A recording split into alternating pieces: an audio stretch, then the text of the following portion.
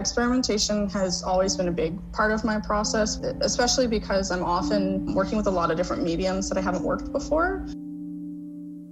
For this exhibition, it was very much the fear of messing up was still there, but I was able to get to a point where if I messed something up, I knew how to either get it back, or I knew that I could not replicate it, but I could start a new one and maybe get close to a similar place as that one.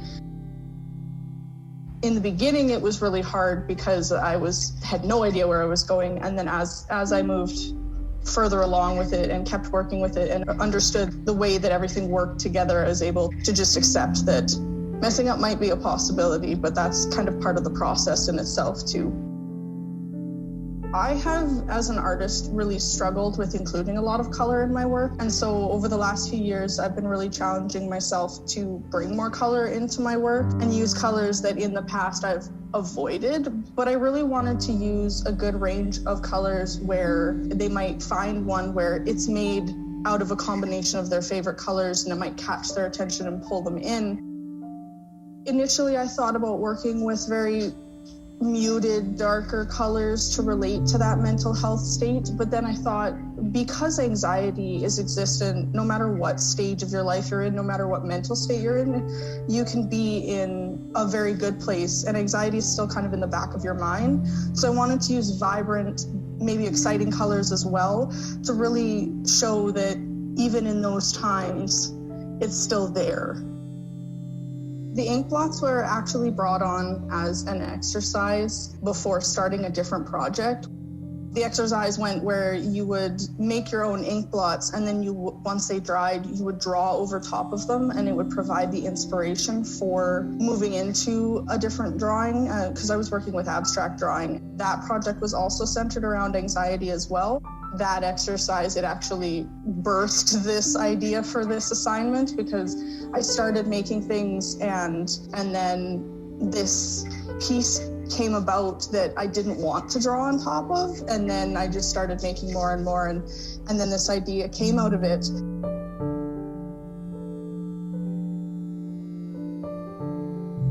I really wanted to make the work because a lot of people have a very vague understanding of anxiety and how it affects people.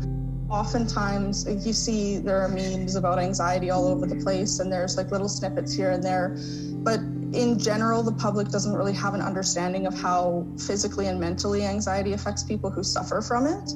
I feel really driven to make it because I've really struggled with it for a long time, and being open about it, I think, is really important too, because a lot of people, you do feel a little ashamed when you're struggling with something that maybe should technically be easy to do, but because of the thought processes and the constant barrage of what about this, it really slows you down or pulls you back a little bit. And so you end up trying to go in one direction, but you've got all these strings pulling you in different directions, and it makes it difficult. The fragility is a big part of it, because often when we make works, we're thinking about whether they're going to be archival, whether they're going to last for a really long time. But I wanted these works, because they're centered around anxiety, I wanted there to be that potential that they might fall apart, they might break, they might let go of the wall, they might let go of each other. There is that possibility, and there is that continued tension the whole time that the show is in place. It really does a good job of representing how a person suffering from anxiety, they're fragile all the time, and it puts a lot of tension on themselves, and there's the potential for breakdowns. And so it's really a physical showing of that, and it's part of the process too, because there was the potential when I was working on things, I accidentally ripped things apart and I accidentally attached things, but then rather than throwing those pieces away, I found a way to work them into a different area.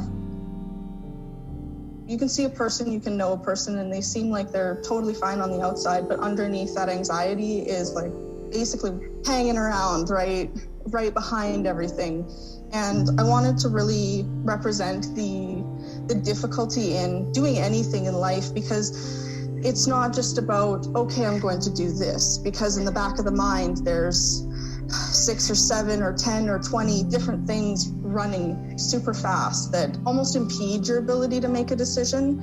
And it makes it really hard to either make the right decision or to make a decision at all. And so I really wanted people to be able to see that there's something more behind what you see in person.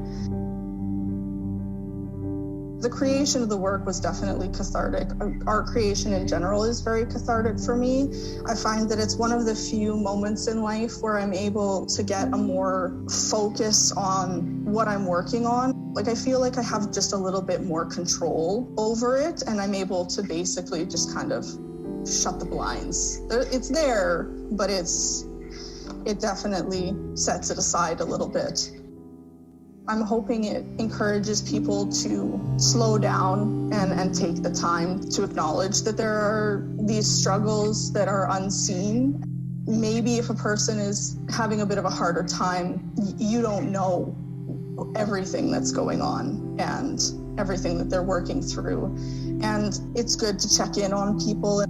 I think, too, it'll help with people who don't know a lot about mental health and don't know a lot of psychology, but everyone knows about the ink blot test. So it gives that extra little nudge for people to realize that it's beyond just an abstract work on the wall.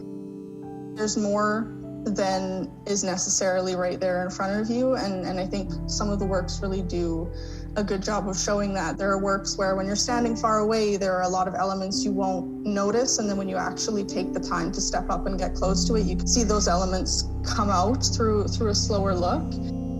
There's a lot that goes into a work and a lot that they don't see. And I know sometimes abstract works are difficult for people to connect a concept to the abstract work.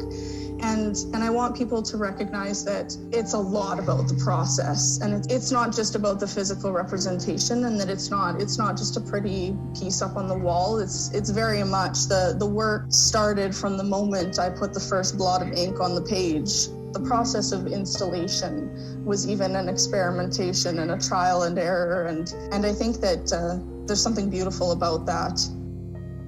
For the work itself hanging in the gallery, I just encourage people to take time and really give yourself the opportunity to feel it and to find it. And I hope that for people with anxiety, I hope it reminds them that even though they're suffering through the anxiety, and even though it's adding these roadblocks or these difficulties or these struggles, that they're still very important and that they can still do anything they put their mind to. And I really hope that it gives them like that moment of, hey, somebody else kind of feels the same way I do.